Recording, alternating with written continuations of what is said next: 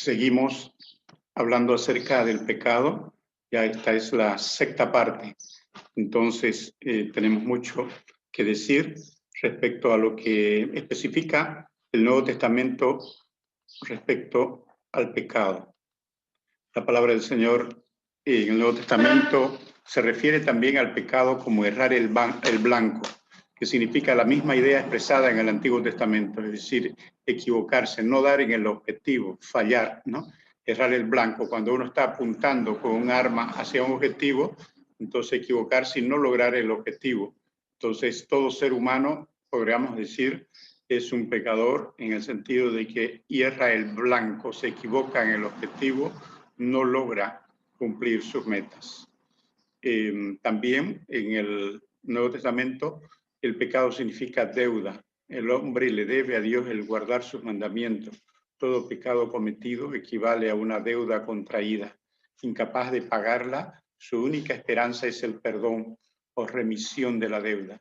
Entonces el ser humano es deudor a Dios, podríamos decir, de una deuda tan alta que no la puede pagar. Esa deuda es del pecado, ¿no? Usted y yo también somos deudores de algo que no podemos pagar. Solamente necesitamos la gracia de Dios, el perdón de Dios, la misericordia de Dios para perdonarnos.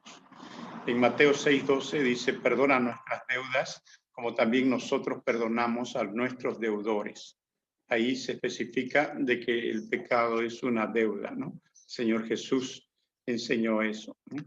Que debemos perdonarnos a otros sus deudas, así como Dios nos perdona a nosotros nuestras deudas. E igualmente el pecado significa desenfreno.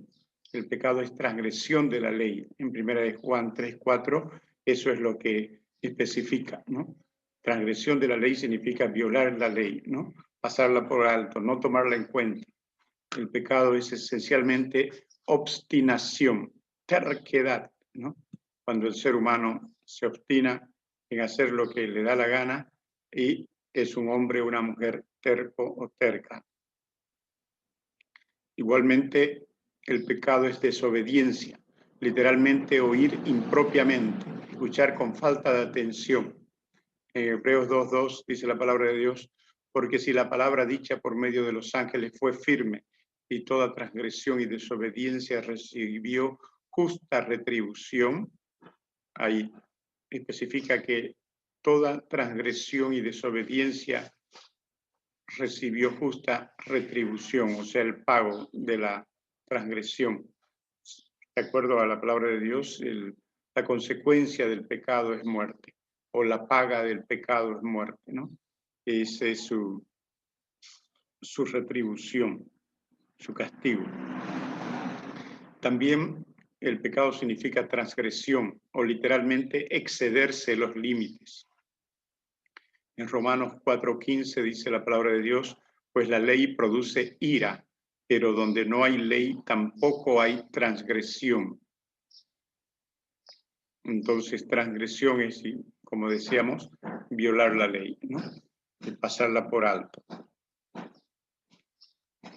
En el Nuevo Testamento también el pecado significa caída o falta, o caer junto al camino.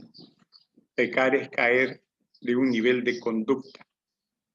En Efesios 1:7 dice que el Señor perdone esas caídas, ese pecado, ¿no? De caer de la gracia de Dios, dice en otra parte el apóstol Pablo.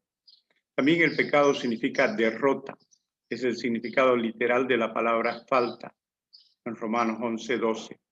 Al rechazar a Cristo, la nación judía sufrió una derrota y equivocó el propósito de Dios, ¿no? Todo ser humano, podríamos decir, ha sufrido una derrota, es decir, el pecado nos venció, todo ser humano, nos dominó, nos controló, y en ese sentido todos somos derrotados. Pero por la gracia de Dios, el Nuevo Testamento también especifica que a través de Cristo somos más que vencedores, ¿verdad? Sobre el pecado, sobre la muerte, sobre el diablo. También el pecado significa impiedad. Es un vocablo que significa sin adoración o reverencia. El hombre impío es aquel que presta poca atención a lo sagrado, ¿no? Menosprecia lo sagrado.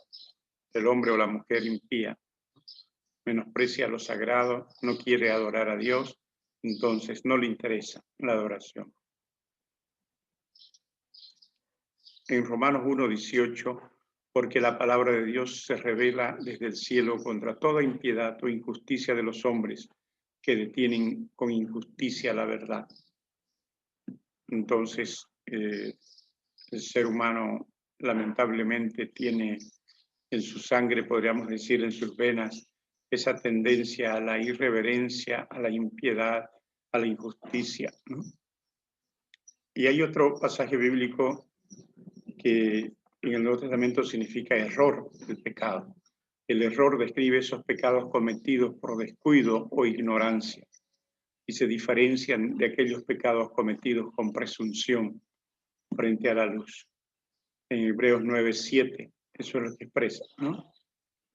En pecados, el sumo sacerdote tenía que pedir perdón por sus propios pecados y por los pecados de ignorancia del pueblo, ¿no?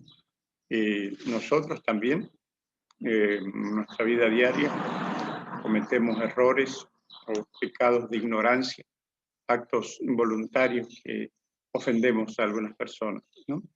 Dios tenga misericordia de nosotros, nos perdone esos pecados de ignorancia, como también todas las otras formas de pecado que describe la palabra de Dios, tanto en el Antiguo como en el Nuevo Testamento. Que nosotros podamos aprovechar la gracia de Dios y pedir de Él misericordia, perdón, limpieza de nuestros pecados y podamos estar como el Señor le agrada. Dios lo bendiga.